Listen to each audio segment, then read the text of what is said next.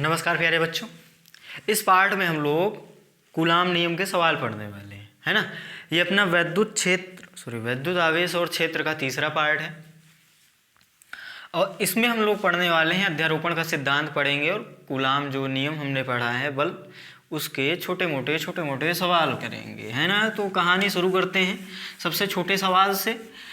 सवाल आपको दिया गया है कि दो बिंदु आवेश Q1 Q2 जिनके आवेशों के परिमाण बराबर हैं। मान लो Q ये है Q2, इसको भी दिया गया Q, इनके बीच की दूरी है R, ठीक है। अब क्या किया गया, इनके बीच की दूरी को 3 गुना कर दिया गया, तो इनके बीच लगने वाला वैद्युत बल कितना होगा। बात समझ में आई, है ना। पिछले वाले पार्ट में याद करें तो माध्यम में हम ले जा रहे थे, यहाँ माध्यम की कोई बात नहीं कर रहा है, तो आप ध्यान रखना। अगर माध्यम में ले जाएगा तो वो बोल देगा, यहाँ पे नहीं बोल रहा है मतलब माध्यम में नहीं ले जा रहा है। जिस माध्यम में पहले था उसी माध्यम में अभी भी है। दोनों के आवेश दिए गए हैं, बीच की दूरी दी गई है। दूसरी बार क्या कर रहा है, दूरी को 3 गुना कर रहा है, तो पूछ रहा है बल कितने गुना होगा या कितना होगा, ठीक है। तो अब देखो, अगर हम F1 की बात करें तो ये है Q1 Q2 divided by R1 square के। Q1 Q2 दोनों Q है तो ये Q स्क्वायर, R1 का वैल्यू R है, R स्क्वायर। बोलो इस F1 को हम F मान लें। बात समझ में आई। दूसरे बार जो F2 है वो है के Q1 Q2 divided by R2 का स्क्वायर। अब देखो ये हुआ के Q1 Q2, तो अभी भी वही है ना, आवेश नहीं बदल रहा है वो, तो ये Q1 Q2 बराबर है, मतलब ये Q स्क्वायर हो जाएगा। अब ये R कितना है, 3R कर दिया गया, तो यहाँ से क्या मिलेगा, के Q स्क्वायर बाई, देखो ये होगा R स्क्वायर और ये होगा 1/3 त्रिकाई 9 ना। इतना लिख सकते हैं कि नहीं लिख सकते। तो यहाँ जो F2 मिला है, देखो ये क्या है, यही तो F1 है जिसको हमने F मान लिया था, तो इसकी जगह F लिख दें, F × 1/9। तो यहाँ से हम क्या बोलेंगे, F2 बराबर F1/9, मतलब बल कितने गुना घट गया, 9 गुना। क्लियर है। पॉज करके कॉपी कर लो, पॉज करो कॉपी करो। छोटा सा सवाल है, इसको ऐसे लैंग्वेज के रूप में पूछ सकता है वो, कि दो आवेश रखे गए हैं किसी दूरी पर, उनके बीच की दूरी को 3 गुना कर दें, तो बल कितने गुना घटेगा या बढ़ेगा, कितने गुना होगा, 1/9 गुना होगा, 9 गुना घटेगा, ठीक है। 1/9 गुना बोलें या फिर 9 गुना घट गया बोलें, एक ही बात है। दूसरे वाले पार्ट में हम लोग ये इस पे अच्छे से बात कर चुके हैं, है ना। तो ये छोटा सा सवाल था, सबसे सस्ता सवाल था। अब हम करेंगे काम अध्यारोपण सिद्धांत पे। तो जैसे हमने पढ़ा था Newton's law of gravitation, Newton का गुरुत्वाकर्षण नियम में, वहाँ पे हमने पढ़ा था कि दो बिंदु द्रव्यमानों के बीच लगने वाला जो बल होता है गुरुत्वाकर्षण का, वो अन्य द्रव्यमानों की उपस्थिति या अनुपस्थिति पर निर्भर नहीं करता। मतलब अगर एक पर दो के कारण बल जो लग रहा था, परिमाण की बात कर रहे हैं, F, 2 के कारण एक पर बल लग रहा था F। पहले ये 3 और ये 4 भाई साहब नहीं थे, जब ये नहीं थे तो बल लग रहा था F12 क्या है, 2 के कारण एक पर बल कितना लग रहा था, F। तो अब अगर ये आ गए, ये दोनों आ गए, तो अभी भी इस द्रव्यमान के कारण जो इस पर बल लगेगा अभी भी F ही लगेगा। बात समझ में आई। यही तो हमने पढ़ा था अध्यारोपण का सिद्धांत, जस्ट वही चीज यहाँ पे है। बात समझ में आई। ध्यान रखना कि एक द्रव्यमान के कारण लगने वाला बल नहीं बदलता था, यदि F नेट की बात करें तो वो बदल जाता था। नहीं क्लियर, यहाँ पे करते हैं।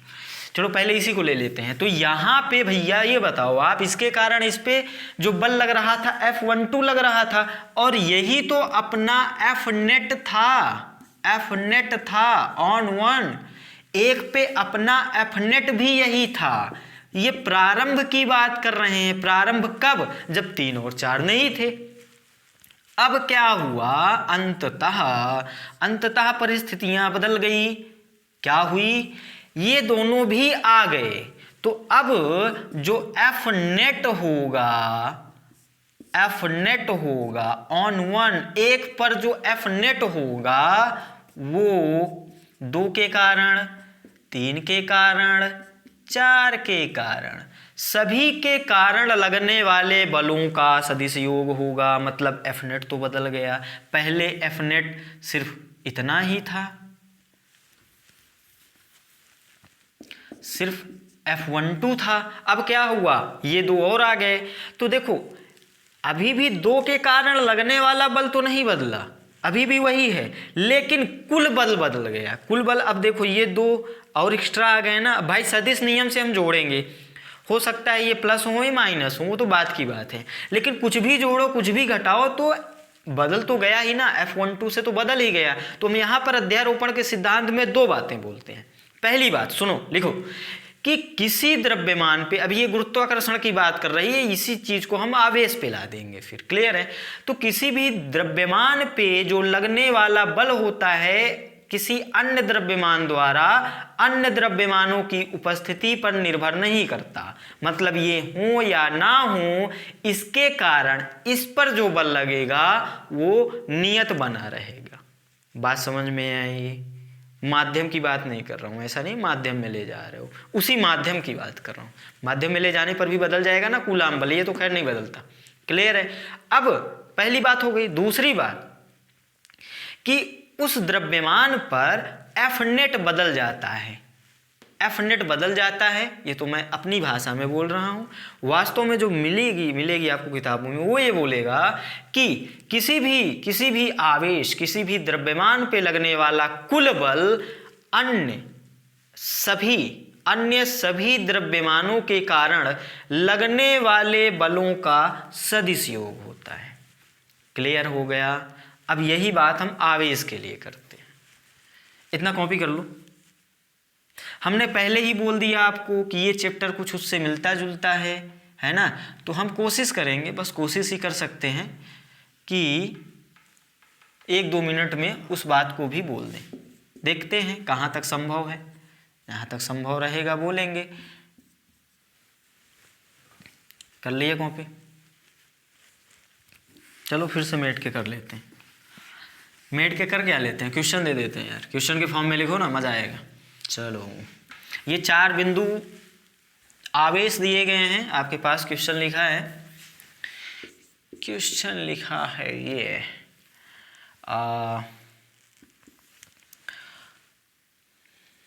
आवेश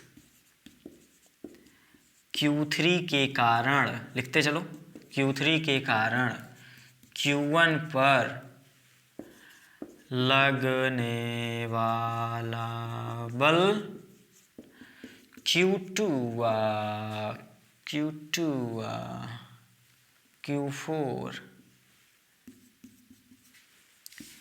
की उपस्थिति या अनुपस्थिति पर निर्भर नहीं करता।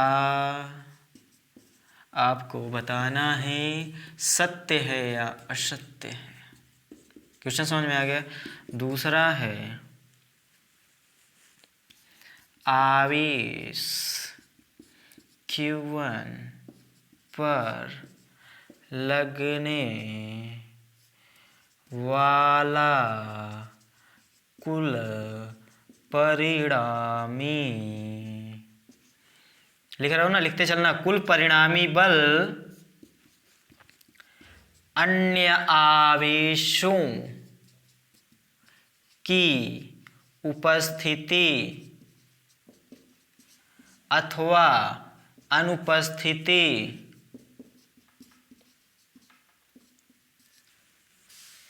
पर निर्भर करता है। ये दूसरा है, आपको सही है गलत बताना है। तीसरा है Q net on 1 is equal to Q12, sorry Q क्यों लिख रहे हैं यार, F लिख रहे हैं ना, F12, F13, F14, 3 कथन लिख लिए। चौथा लिख देता हूँ एक और। आपको क्या बताना है, सत्य असत्य, और ये क्वेश्चन के फॉर्म में मैं करा रहा हूँ, ये रिजल्ट है, याद ही रखना है आपको। चौथा क्या है, एफ नेट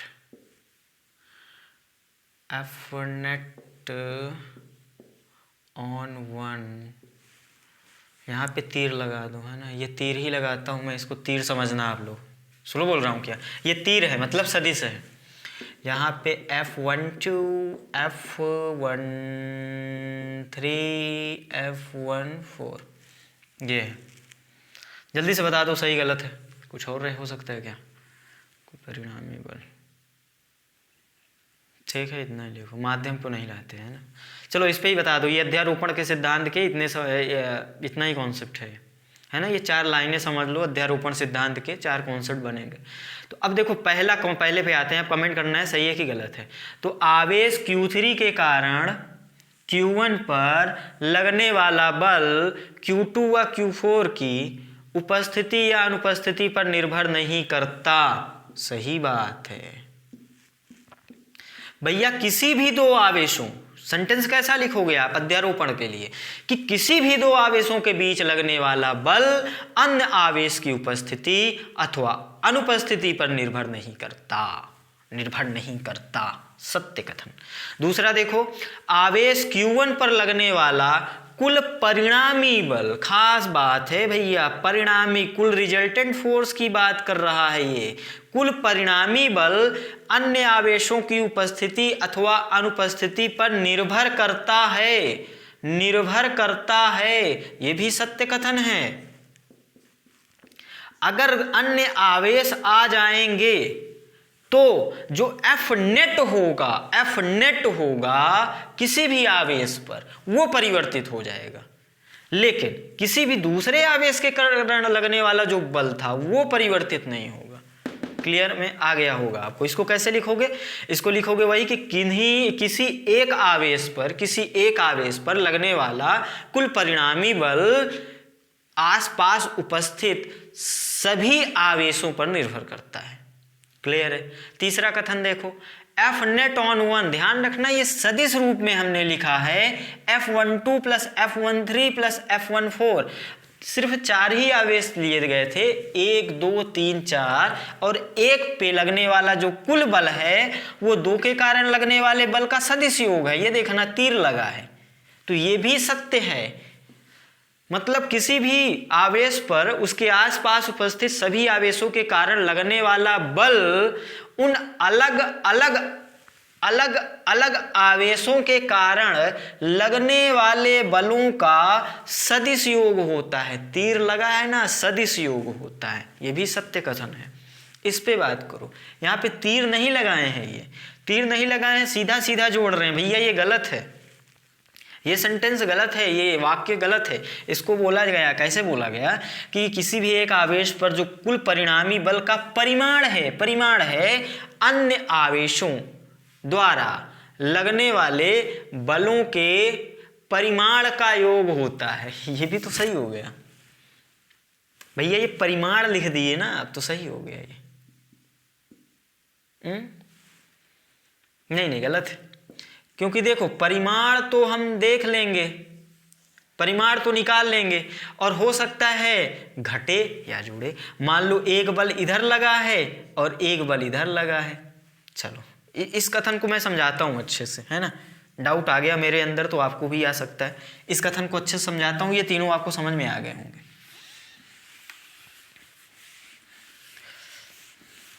देखो यहाँ पे ये बोल क्या रहे हैं, एक्चुअली ये तो समझ में आ गया ना।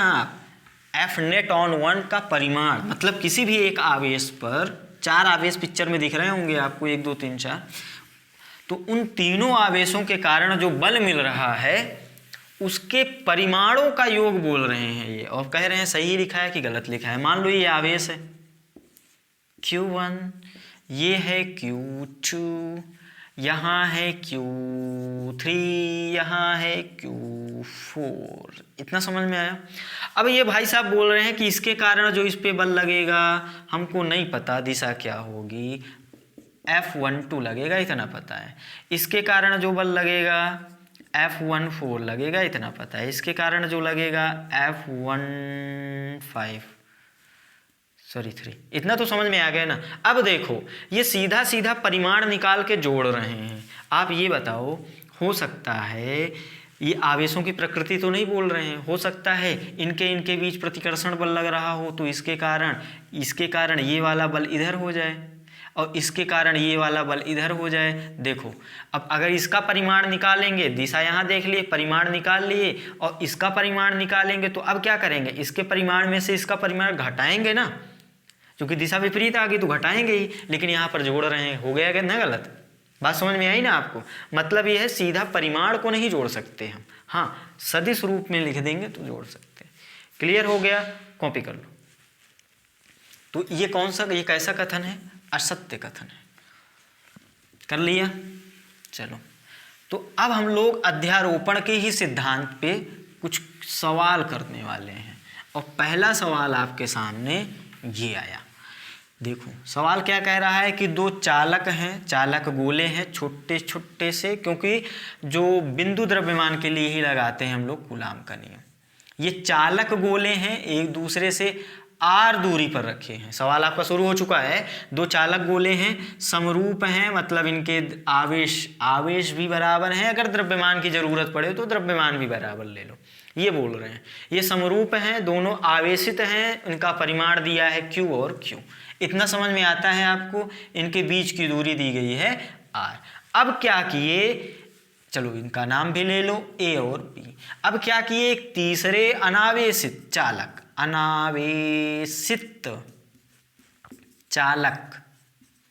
C को लाए। अभी इसका मतलब आपको समझ में आ जाएगा मैंने अनावेशित चालक क्यों लिखा है। चालक इस शब्द पे आप थोड़ा जोर देना। ये भी चालक है लेकिन ये आवेशित चालक है। क्यों? क्योंकि इस पे आवेश है। इतना तो समझ गए ना, आवेशित चालक है ये सवाल में लिख के देगा, मैंने लिख दिया। ये भी कैसा है? आवेशित चालक है। एक तीसरे अनावेशित चालक को, सवाल सुनो, एक तीसरे अनावेशित चालक को, और खास बात ये समरूप भी है, समरूप। ओहो मजा आया। सवाल सुनो, एक तीसरे समरूप, मतलब ये दोनों आपस में समरूप थे, इनके द्रव्यमान और आवेश बराबर थे। अब तीसरे समरूप चालक C को पहले B से स्पर्श कराया, B से स्पर्श कराया, C को B से स्पर्श कराया, फिर हटाया, फिर इसके मध्य बिंदु पे लाके रख दिया। मध्य बिंदु पे कहाँ पे रखा? मध्य बिंदु पे रख दिया। निकालना क्या है? F नेट ऑन C पर कुल परिणामी बल निकालना है। सवाल समझ में आ गया? सवाल एक लाइन में जल्दी से बोलना हो तो क्या बोलेंगे? दो आवेशित चालक गोले जिन पे द्रव्यमान बराबर दिए हैं, एक समरूप भी हैं, r दूरी पर रखे हैं। एक अन्य अनावेशित या उदासीन चालक समरूप चालक गोले को पहले B से स्पर्श कराते हैं, फिर दोनों को मिलाने वाली रेखा के मध्य बिंदु पर रख देते हैं। तो उस पर परिणामी बल बताओ। पॉज करो, कॉपी करो, ट्राई करो, आंसर निकालो। सवाल समझ में आ गया आपको? चलो ट्राई करो, 2 मिनट में आंसर निकालो। 2 मिनट हैं तुम्हारे पास। चलो मैं ट्राई करना शुरू कर चुका हूं। अब देखो ये मध्य बिंदु में रखने का मतलब क्या होगा कि ये अगर पूरा r है तो इसके बीच की दूरी, इसके बीच की दूरी कितना हो जाएगी? r/2। ऐसा क्यों किया भैया? दूरी काहे निकाले? अरे यार अगर इस पे बल निकालना है, इसके कारण इसके बीच की दूरी तो पता होनी चाहिए। इसी प्रकार इनके बीच की दूरी पता होनी चाहिए ना। क्यों? क्योंकि F का फार्मूला क्या है? Q1 Q2/r², बीच की दूरी चाहिए ना। चलो दूरी निकाल ली, हमने बहुत बड़ा काम किया। अब क्या करते हैं? उस शब्द का उपयोग करते हैं जो इन्होंने बोला था, क्योंकि देखो ये तो है उदासीन या फिर अचल सॉरी उदासीन या फिर क्या अनावेशित, तो इस पे तो आवेश 0 है शुरू में, अनावेशित चालक बोल रहा है ना, मतलब इस पे आवेश है 0। अब अगर इसका आवेश ही 0 है तो Q1 Q2 0 हो गया, इसी प्रकार इसके लिए भी 0 हो गया, तो F नेट कितना हो गया 0।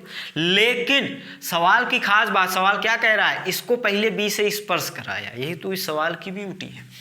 अब देखो होता क्या है, जब हम लोग पढ़ रहे थे चालन द्वारा आवेशन, तो याद हो आपको, तो मैंने क्या कहा था कि अगर किसी चालक पे हम आवेश देते हैं तो उसकी सतह पर एक समान रूप से वितरित होता है, एक समान रूप से मतलब अधिकतम दूरी पर जाकर। क्यों? क्योंकि उसको U मिनिमम चाहिए, R अधिकतम होगा तभी U मिनिमम होगा, और अगर U मिनिमम होगा तभी वो अस्थायित्व प्राप्त करेगा, वो जो आवेश दिया गया है। इतना आपको याद है। अब सुनो, ये था अपना B, इसको हटा दें, जानते हो आप।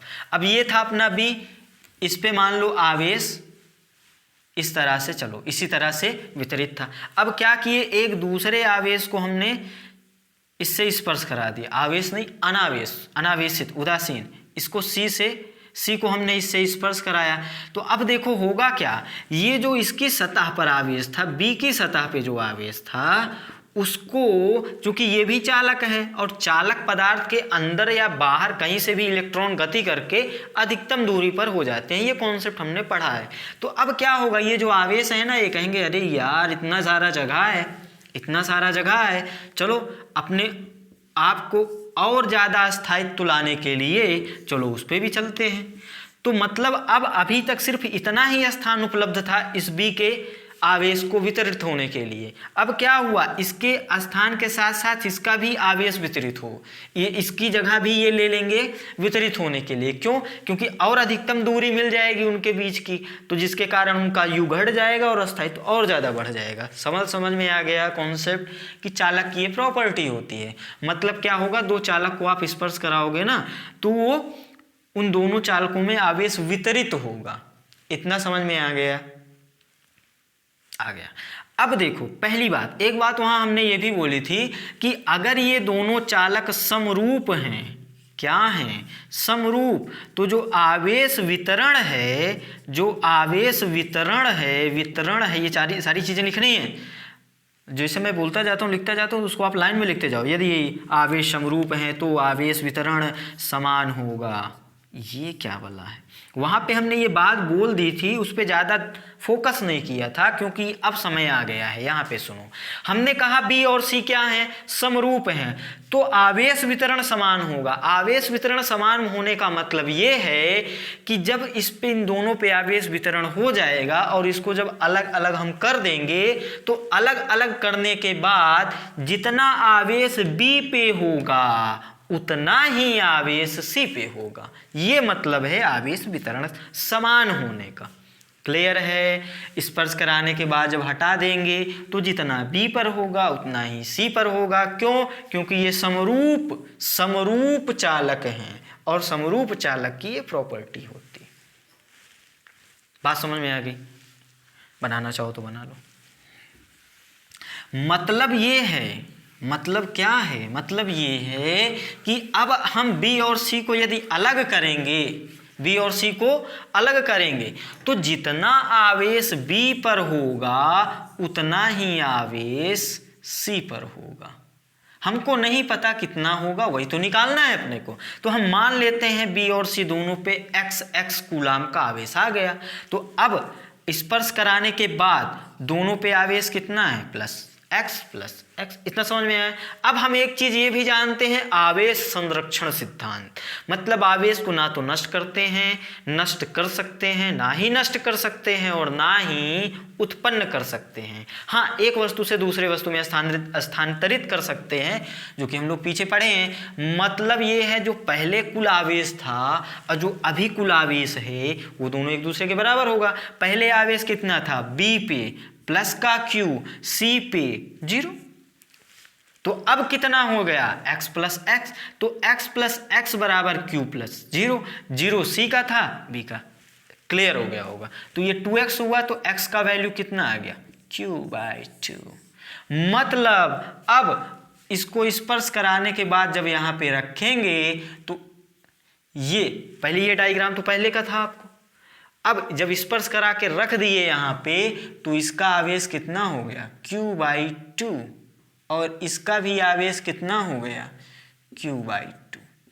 द्रव्यमान से काम नहीं, आप समझ गए होंगे इसलिए हटा दो। बात समझ में आई आपको? अब निकाल लोगे आप भाई इसका आवेश तो इसके कारण इस पे बल निकाल लोगे आप, फिर इसके कारण इस पे बल निकाल लोगे। अब देखो ये दोनों बराबर हैं, दिशा भी। चलो देख लेते हैं, सॉल्व कर लेते हैं। मतलब इतना कॉन्सेप्ट तो समझ में आया आपको। चलो आते हैं सॉल्व करते हैं। ये अच्छा कॉन्सेप्ट है। चलो फार्मूला तो अपने पास लिखा रहने देते हैं इसको। अच्छा मतलब छोटा सा क्वेश्चन, छोटा सा कॉन्सेप्ट है, आपको समझ में आ गया होगा, फीलिंग आ गई होगी कैसे होता है वास्तव में। चलो अब हम लोग लिख रहे हैं FCA।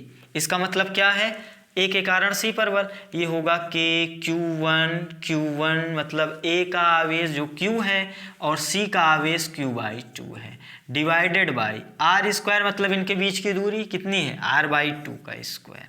इसको सॉल्व कर लें।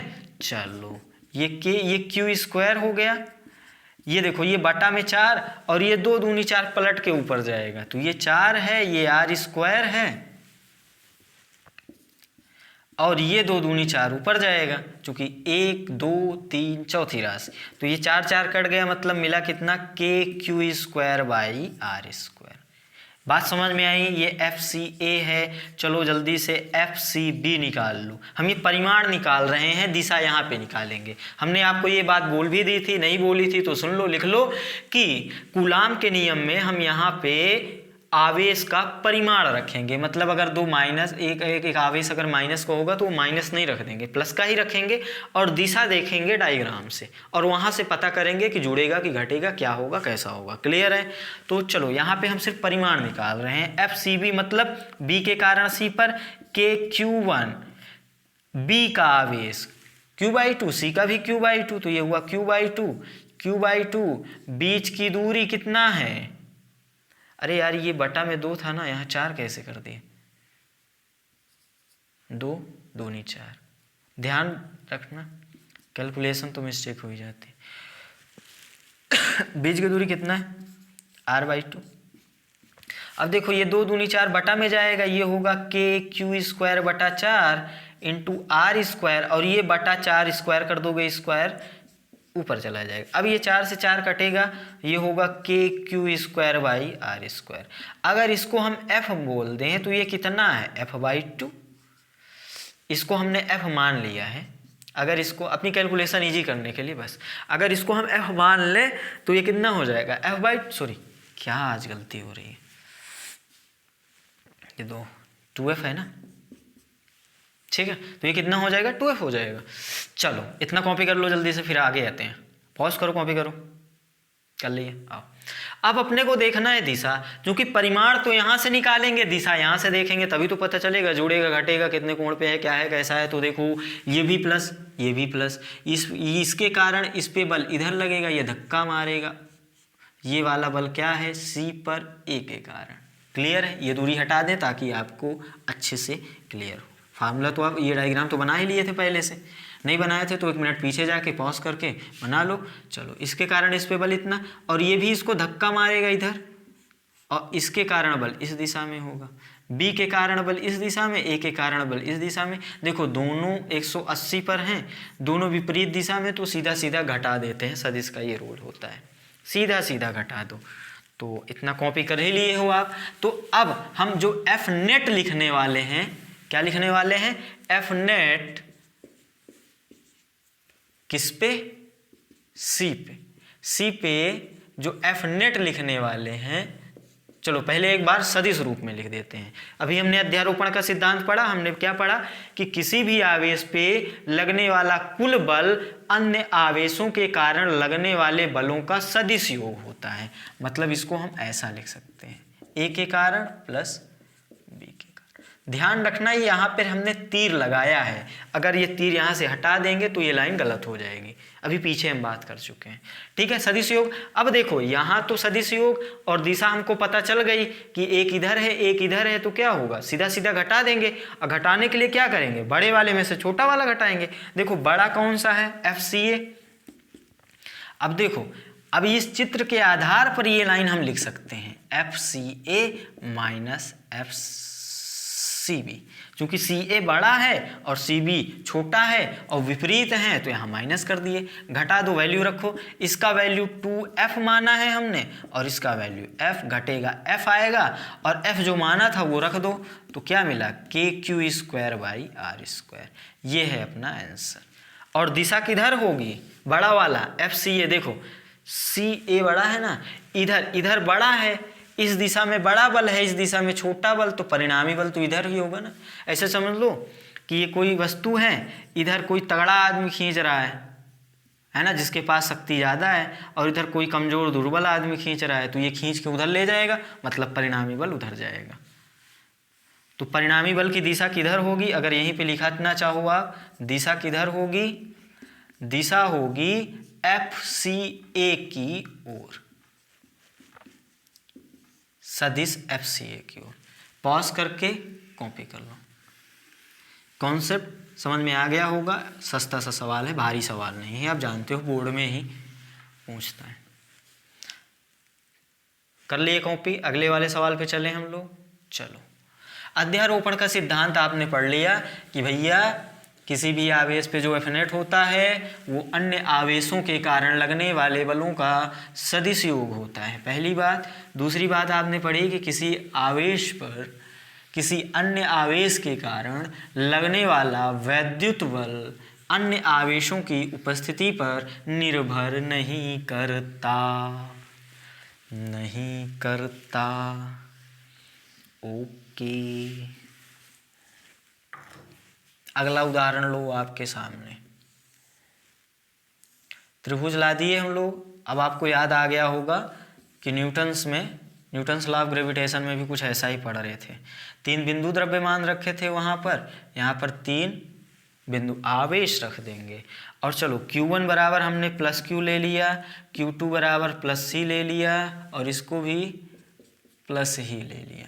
मतलब, और ये समबाहु त्रिभुज है। उदाहरण आपके सामने ये है कि एक समबाहु त्रिभुज जिसकी भुजा A है, इसके तीनों कोनों पर समान प्रकृति वाले और समान परिमाण वाले 3 बिंदु आवेश रखे गए हैं, तो किसी एक पर परिणामी बल बताओ।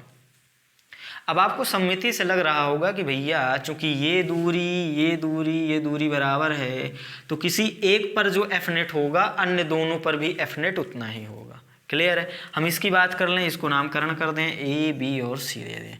तो देखो ये प्लस है तो इस पर जो बल लगाएगा, हमने क्या कहा कि जो फार्मूला है वहाँ से हम लोग परिमाण निकालेंगे, दिशा यहाँ देखेंगे।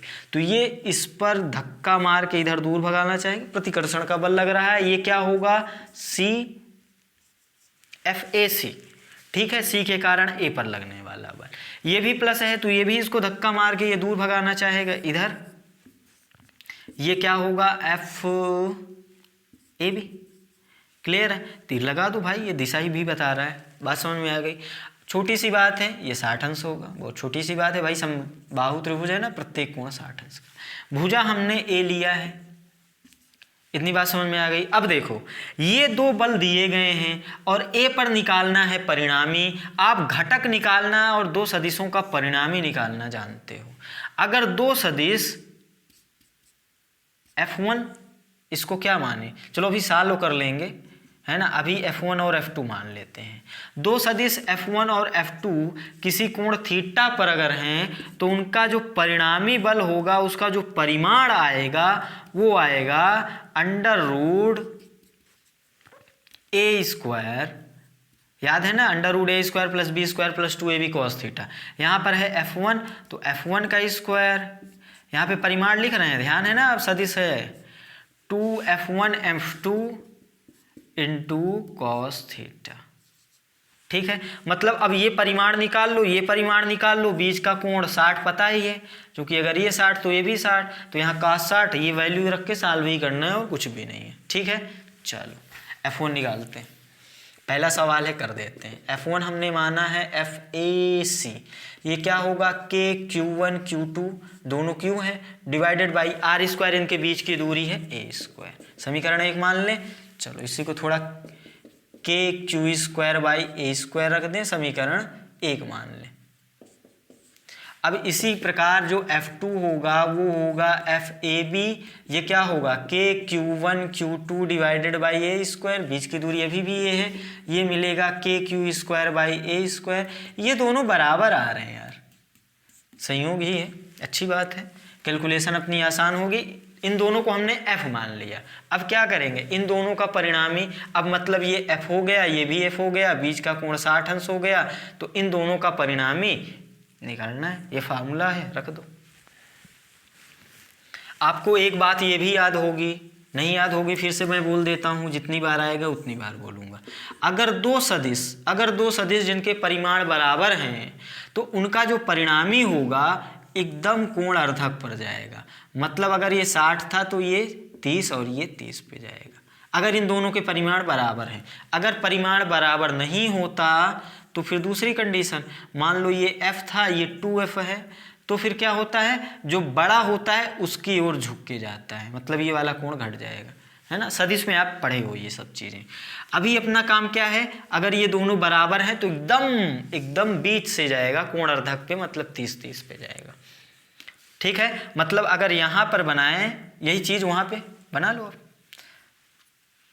ये F होगा, F नेट है एक्चुअली, ये F और F का, और ये कोण 30 और ये भी 30। बात समझ में आई। चलो ये फार्मूला भी लिख लो, ये डायग्राम भी बना लो, ये डायग्राम भी बना लो, ताकि हम मेट के फिर सॉल्व करें। बना लो भाई, मिटाना पड़ेगा, आप समझ रहे हो। चलो उसको भी नहीं मिटाते। तो जो अपना F नेट होगा, F नेट किस पर निकाल रहे हैं हम लोग, A पर, परिमाण देख रहे हैं बस। ये होगा F square plus F square, दोनों को हमने F मान लिया है कैलकुलेशन अपनी आसान करने के लिए। F cos 60, वैल्यू रखो cos 60 जानते हो आप, F स्क्वायर। अब देखो cos 60 1/2, 1/2, तो 1/2 रखोगे, 2 से 2 कट जाएगा, F स्क्वायर, तो F स्क्वायर 3F स्क्वायर। थोड़ा फास्ट कर दें, 3F स्क्वायर, ये F बाहर हो जाएगा, F√3, F वैल्यू जो माने हो वो रख दो।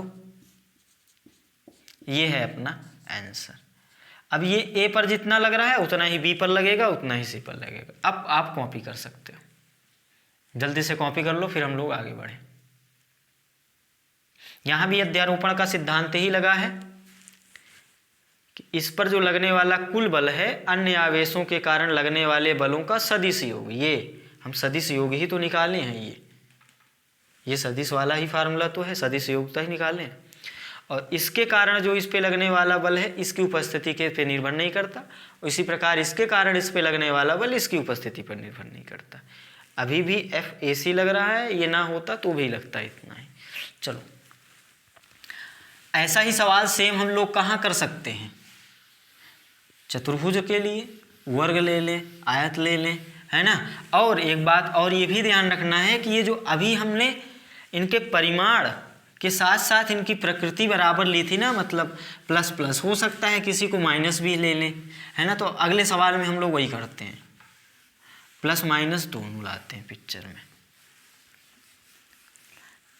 है ना। आपको दिशा देखना अच्छा से अगर बनेगा तो सवाल में आप नहीं फंसोगे। अच्छा, चतुर्भुज की बात कर रहा हूं ना मैं, वर्ग ले लो, चारों कोनों पर आपने आवेश रख दिए, और इस बार आपको चाहिए F नेट। चलो अभी बराबर ही ले लें, प्लस क्यू ले लें। एक सवाल और सिखा दे यहाँ से आपको, ये वर्ग है मतलब भुजा बराबर है और आपको दे दी गई है A। अब चलो किसी पर आप F नेट निकाल दो, आपको सममिति से लग रहा होगा कि प्रत्येक पर F नेट बराबर आएगा, किसी भी एक पर F नेट निकाल दो, पॉज करो, 2 मिनट में सॉल्व करो, हो जाएगा। सस्ता सवाल है, मैं जस्ट आपकी प्रैक्टिस के लिए करा रहा हूँ ये भाई, परंपरा है, 1-2 सवाल तो कराने पड़ते हैं। चलो कर लिया, किस पे कर दें, इसी पे कर दो चाहे उस पे कर दो, जो आपको अच्छा लगे, इस पे कर दो, इस पे F नेट निकालते हैं। नामकरण कर दो इनका, ABCD। अपने को डी पे रिजल्टेंट निकालना है। अब देखो ये प्लस तो इसको धक्का मारेगा इधर, तो ये होगा क्या, FDC, सी के कारण डी पर बल, और ये इसको धक्का मारेगा तो ये दिशा मिलेगी अपने को, मतलब ये क्या होगा, FDA, ए के कारण, और ये भी तो इसको धक्का मार के इधर भगाएगा, ये बल होगा क्या, FDB। इतना समझ में आया ना आपको। यहाँ 3 आवेश हैं, इसलिए 3 आवेश के कारण बल लगेगा। दिशा आप यहाँ देख लिए, परिमाण आप फार्मूले से निकालोगे। तो अब यहाँ पर अगर हम लोग FD नेट की बात करें सदिश रूप में, FD नेट मतलब D पर परिणामी बल, वो होगा FDA प्लस FDB, FD से, सही है। सदिश योग लिखा है हमने, ये देखो ये सदिश है भैया, ठीक है। अब यहाँ पर अगर हम ये परिमाण में लिख देते तो ये गलत हो जाता, आप समझ में आ गया, क्योंकि यहाँ पे एक ही दिशा में नहीं है। अगर एक ही दिशा में होते सब आप सीधा सीधा जोड़ सकते थे, ये पीछे बात हम कर चुके हैं। अब यहाँ पे परिमाण तो आप निकाल लोगे। अब देखो इसका परिमाण आप निकालोगे तो सेम आएगा, ये वाला, और इसके कारण F अलग होगा, क्यों, क्योंकि बीच की दूरी बदल गई ना, ये वाली दूरी सेम थी, आवेश सेम था इसलिए बल सेम। ये दूरी अलग हो गई क्योंकि ए है, ये ए है तो ये A√2 आएगा ना, वर्ग है ना, ये विकर्ण बन जाएगा, और ये बल इन दोनों बलों से अलग आएगा। फिर हम क्या करेंगे, इन दोनों का परिणामी लेंगे, इन दोनों का परिणामी, और जो आएगा उसमें इसको जोड़ देंगे। बात समझ में आई। देखो हम सदिश के नियम से, सुनो अच्छे से, हम सदिश के नियम से परिणामी तो कई सारे सदिशों का निकाल सकते हैं, कितने भी सदिश हों हम सबका परिणामी निकाल देंगे सदिश के नियम से, लेकिन एक साथ में 2 सदिश का परिणामी निकालते हैं। बाकी बहुत सारे तरीके हैं, वो आपने पढ़ा होगा, खैर परिणामी का वो तरीका नहीं है। वो आप इतना याद रखो कि जब हम परिणामी निकालते हैं सदिशों का, एक साथ में 2 सदिशों का परिणामी निकालते हैं, तो इस बार हम पहले इसका निकाल लेंगे। इनके बीच का कोण पता है 90, इसलिए पहले इसका निकाल लेंगे, फिर उसका एक परिणामी आएगा, वो भी सदिश होगा, तो एक सदिश वो और एक सदिश ये, फिर उन दोनों का परिणामी निकाल देंगे। मतलब एक साथ में 2 सदिश का परिणामी निकालेंगे। क्लियर है, यहाँ आ जाओ। अच्छा चलो वैल्यू लिखो। अब यार मैं थोड़ा फास्ट चल दूँ कहो तो, FDA कितना लिखूंगा, KQ² डी ए दूरी कितनी है, A²।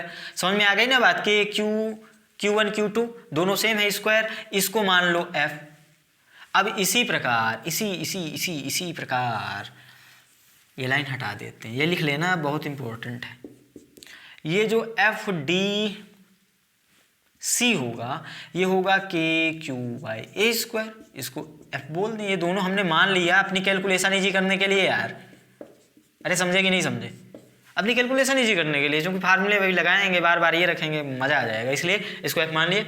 अब देखो ये KQ² भाई यार ये A² ही तो होगा। अब अगर हम B के कारण इस पर बल देखें तो ये कितना होगा, KQ² डिवाइडेड बाई इनके बीच की दूरी A√2 है, ये वाली दूरी A√2 है, पाइथागोरस लगाना ना आप, ये A² क्या √2 है या A√2, पाइथागोरस, लंब का स्क्वायर आधार का स्क्वायर बराबर कर्ण का स्क्वायर। अब इसको सॉल्व करो, KQ² डिवाइडेड बाई, ये देखो 2 हो जाएगा, ये A², इसको आप लोग F/2 बोल सकते हो। इस पूरे को F माना है हमने, माना है, इसको भी चलो मान ही लेते हैं यार।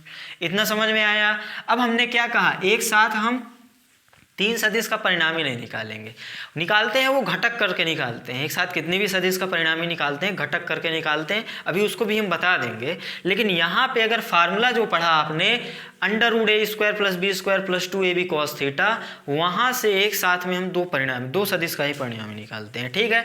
तो अब यहाँ पे हम क्या करें, इन दोनों का परिणामी निकाल लें, क्योंकि भैया इन दोनों के बीच का कोण पता है अपने को 90 अंश।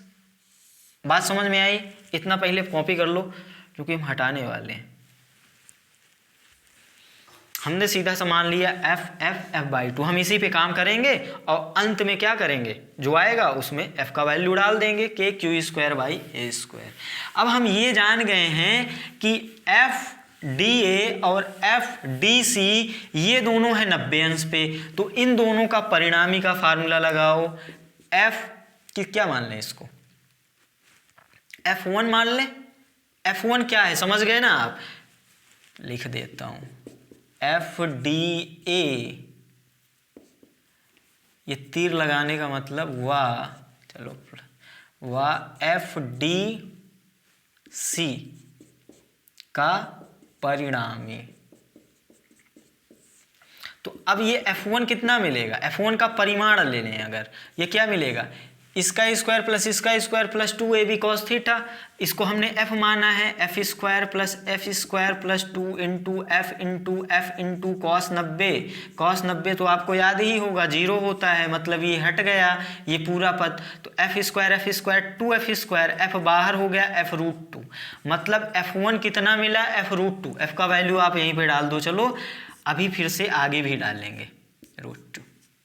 इतना बात समझ में आई। अब देखो ये F1 और FDB का परिणामी निकालना है, ये वाला बचा है ना, इन दोनों का परिणामी निकाल लिए, ये आ गया।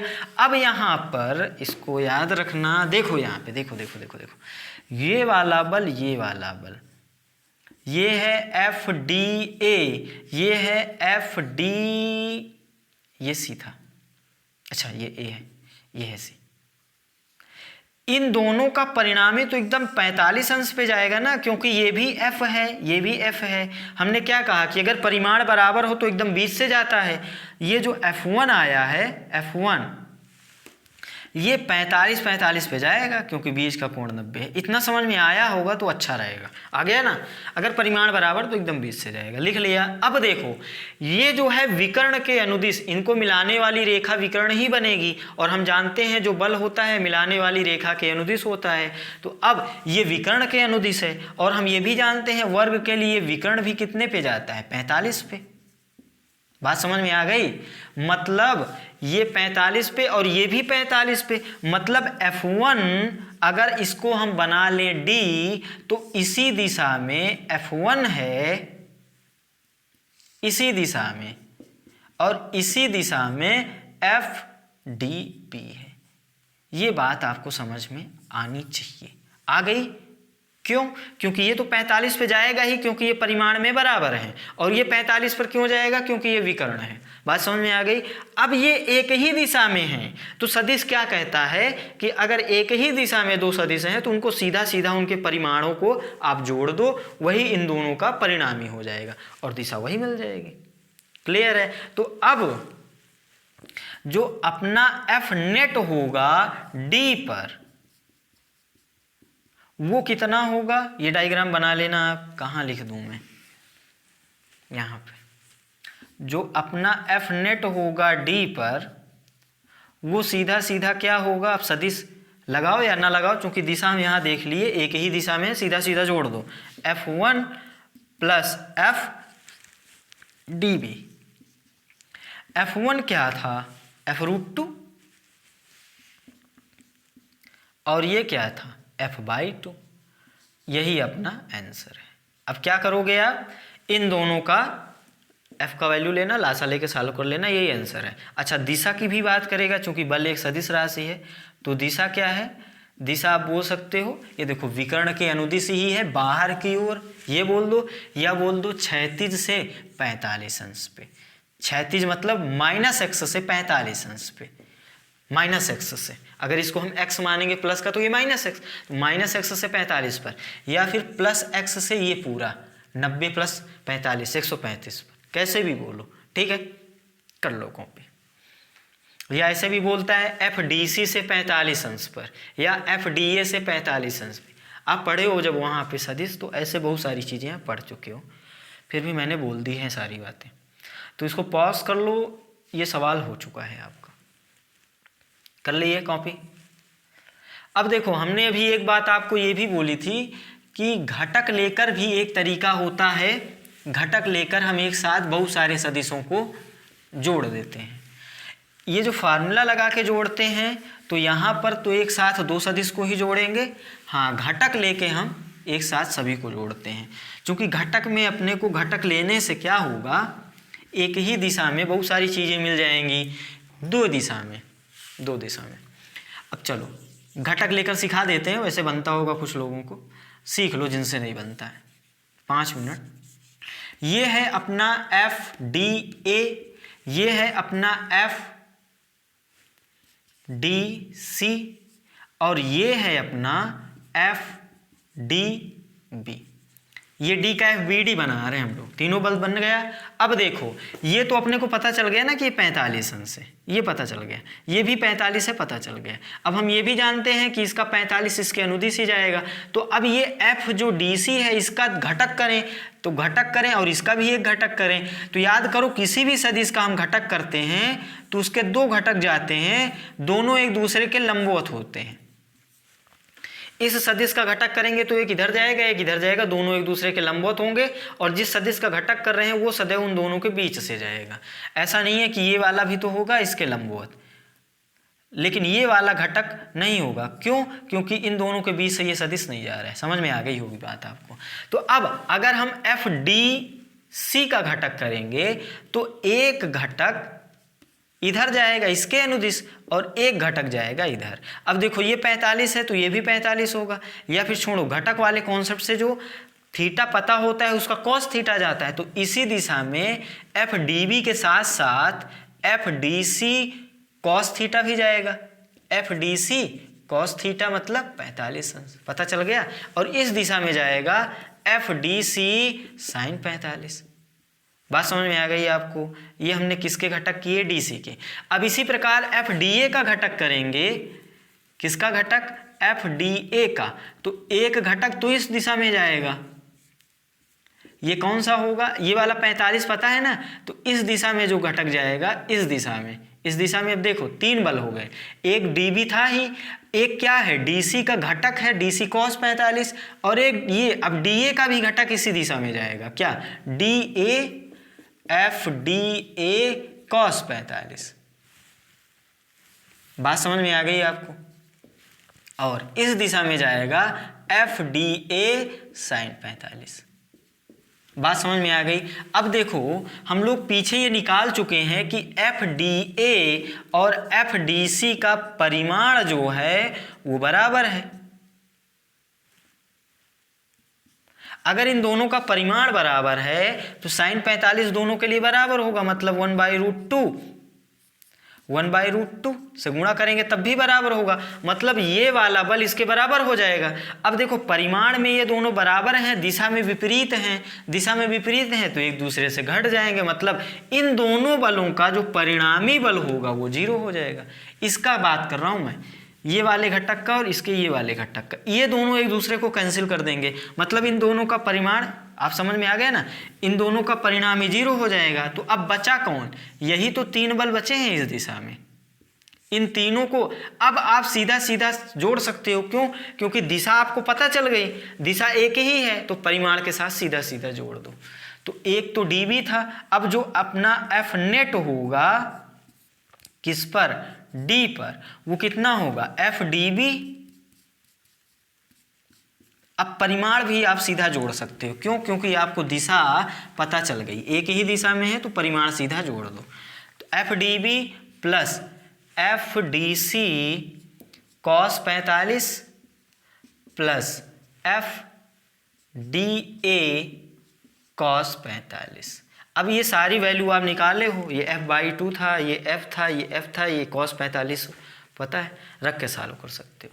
तो ये तरीका भी होता है निकालने का, इससे सॉल्व करना वही आंसर आएगा। और इस तरीके को भी ध्यान रखना, क्योंकि अभी जब हम लोग तीव्रता पढ़ रहे होंगे तब भी ये सवाल फिर से आएगा, तो वहाँ पर हम कोई एक तरीका बता देंगे और निकल जाएंगे। बात समझ में आ गई? आप दोनों तरीका ध्यान रखना। तो पॉज करके ट्राई करो, ट्राई तो कर चुके हो, कॉपी करो जल्दी से। पॉज करके इस सवाल को आप लोग कॉपी करो।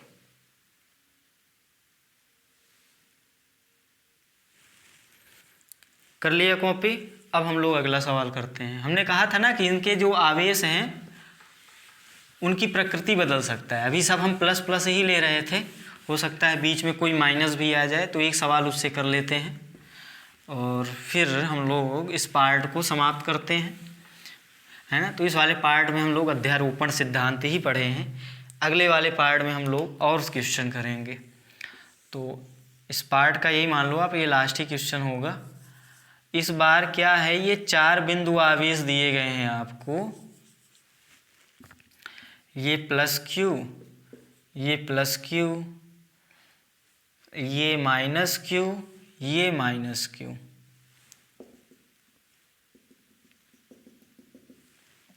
और अब किया क्या इन्होंने कि ये जो केंद्र है इस पर भी एक आवेश रख दिया इन्होंने प्लस का क्यू, ठीक है। और पूछ रहे हैं कि ये जो विकर्णों का प्रतिच्छेद बिंदु है या जो केंद्र है वर्ग का, ये वर्ग लिया है हमने, भुजा ए है, इसके केंद्र पे जो आवेश प्लस क्यू रखा है उस पर परिणामी बल कितना होगा।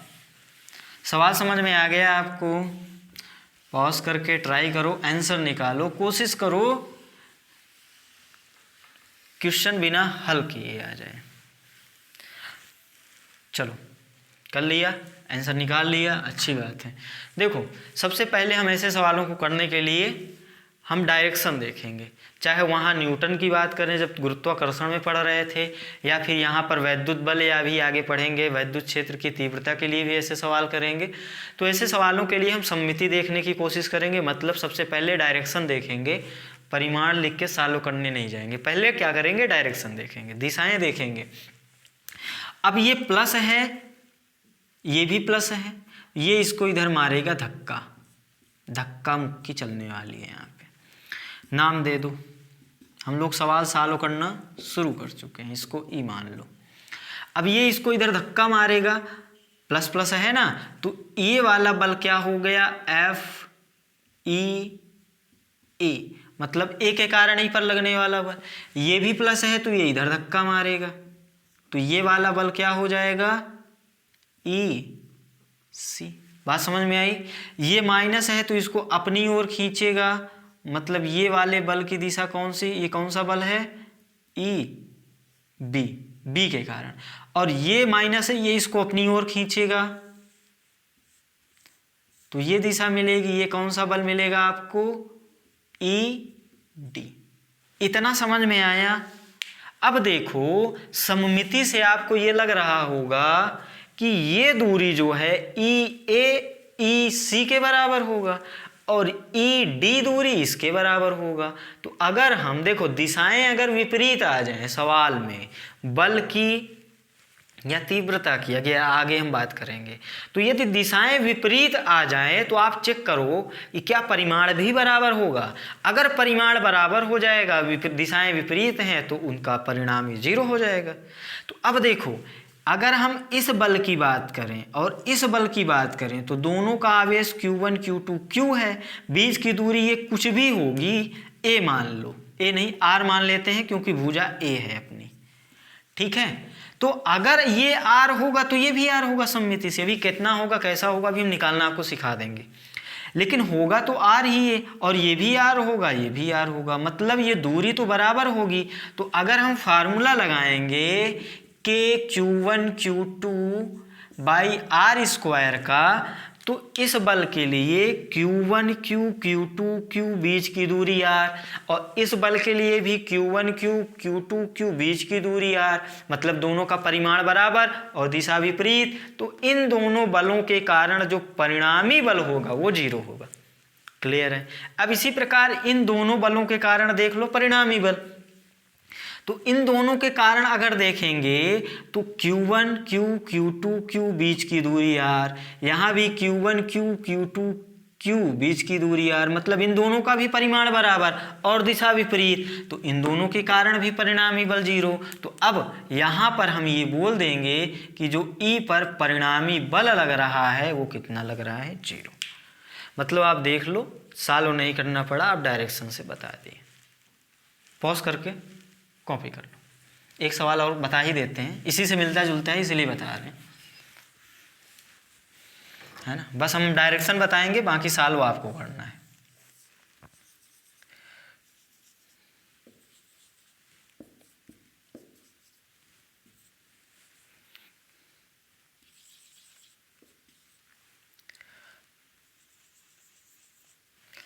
ये प्लस का क्यू है, अभी भी ये प्लस का क्यू है, ये माइनस का क्यू है और ये प्लस का क्यू है और ई पर प्लस क्यू आवेश रखा है। आप इसी ई पर एफ नेट बता दो। ई पर क्या करोगे आप? एफ नेट बताओगे। पॉज करके निकाल लो, 1 मिनट में आ जाएगा। अब आप सीख चुके हो। कर लिया ट्राई, देख लो इधर 1 मिनट में। अब ये प्लस है, इस पे धक्का मारेगा, इधर बल लगाएगा इस दिशा में, और ये बल कौन सा होगा? ई पर होगा सी के कारण, और ये इसको धक्का मार के दूर भगाएगा, मतलब प्रतिकर्षण का बल लगाएगा, ये बल होगा ई पर ए के कारण। इतना समझ में आ गया आपको? अब देखो ये माइनस है तो इसको अपनी ओर खींचेगा, और ये बल कौन सा होगा? F E P. इतना समझ में आया? अब देखो ये भी प्लस है, ये प्लस इसको धक्का मार के इधर भगाएगा, मतलब प्रतिकर्षण का बल, मतलब यही दिशा मिलेगी, और ये कौन सा बल होगा अपना? F E T. तो अब देखो इन दोनों के कारण तो परिणामी बल 0 हो गया, क्योंकि ये दोनों परिमाण में बराबर आएंगे, दिशा में विपरीत, तो इन दोनों के कारण तो परिणामी बल 0। लेकिन ई पर परिणामी बल 0 नहीं आया। देखो ये एक ही दिशा में आए हैं ना दोनों, तो जुड़ जाएंगे और कुछ ना कुछ तो आएंगे। तो यहाँ पर हम एक बात तो ये जरूर बोल सकते हैं कि एफ ई पर जो परिणामी बल है वो 0 तो नहीं है।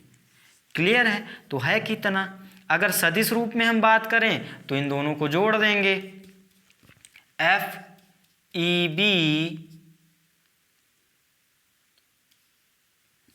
Plus F E T. अच्छा, डायग्राम से देखने पर अपने को ये भी पता चल गया कि इनकी दिशा भी एक है, तो आप क्या करो? सीधा सीधा भी जोड़ दो। इतनी फॉर्मेलिटी ये सदिश रूप में ये तो लिखोगे,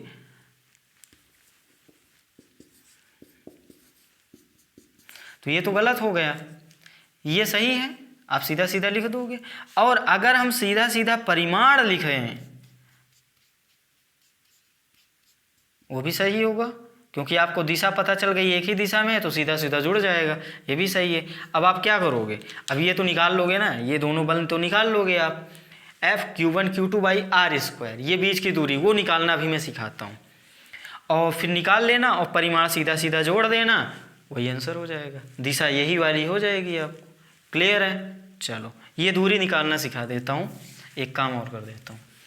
कुछ लोगों से बनता होगा, जिनसे बनता हो वो लेक्चर छोड़ के जा सकते हैं, है ना, क्योंकि यही लास्ट होगा। ये दूरी निकालना ही सिखाएंगे, इसके बाद कुछ नहीं होगा इस पार्ट में। तो चलो ये दूरी निकालना सिखा देते हैं। बनता है सबसे, लेकिन समझ गए आप।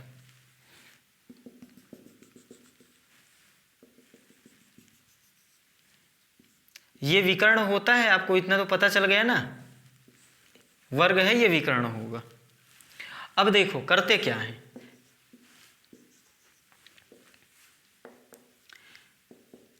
इस बिंदु से इस पे लंब डालते हैं 90 अंश पे। बात समझ में आ गई?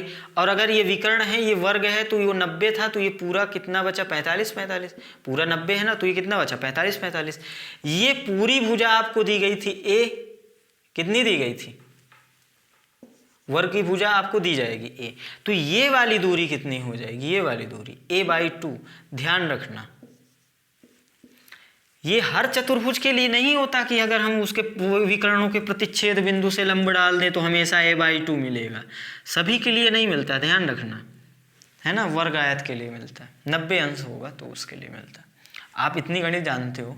यहाँ पे बात करें, लंब डाल दो, पता चल गया आपको, ये a/2 हो गया। अब देखो आपको निकालना है ये वाली भुजा, इसको हमने r मान लिया, तो अब देखो ये भुजा और ये भुजा, ये पता है, ये निकालना है बीच का कोण, क्या? कॉस लगा दो, आधार बटा कर्ण।